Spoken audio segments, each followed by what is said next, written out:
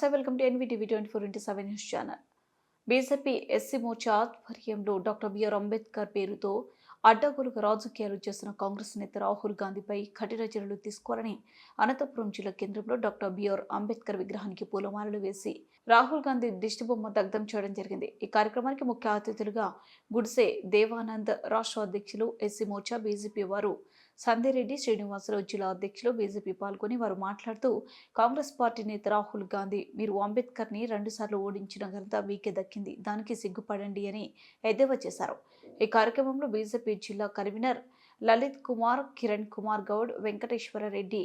Shanthakumar, SC Morcha రాష్ట్ర కార్యదర్శి శివశంకర్, ఉపాధ్యక్షులు ప్రభుకుమార్, జిల్లా అధ్యక్షులు మలోబులు అశోక్ రెడ్డి, జయలక్ష్మి, గౌతమ్, గణేష్, దిలీప్, భరత్, రామ్దాస్, పథన్న, ఆంజనేయులు, బీజేపీ కార్యకర్తలు పాల్గొన్నారు. ఈరోజు దేశవ్యాప్తంగా రాహుల్ గాంధీ రాజకీయ పథం కోసం బిఆర్ అంబేద్కర్ యొక్క విరామం తీసుకొని అవగాహన లేని ఆరోపణలు చేస్తూ ఈరోజు దేశం కోసం నిరంతరం శ్రమిస్తున్న ఏదైతే ఆర్ఎస్ఎస్ సంస్థని ఒక భూతత్వంలో చూపించి తన పబ్బం గడుపుతూ ఈరోజు రాజకీయ అవసరాల కోసం ఏనాడు ఆయన నడవడిక కానీ, ఆయన యొక్క చదువుకున్న విధానం కానీ, ఆయన ఎదిగిన విధానాలలో కానీ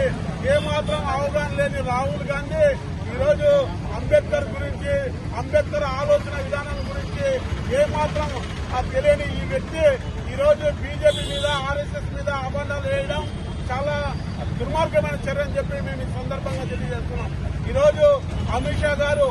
ఒక పార్లమెంట్ లో, పవిత్రమైన పార్లమెంట్ లో మీరు పదే అంబేద్కర్ ని వాడుతున్న విధానాన్ని ఒకసారి ఆలోచించండి. మీ కాంగ్రెస్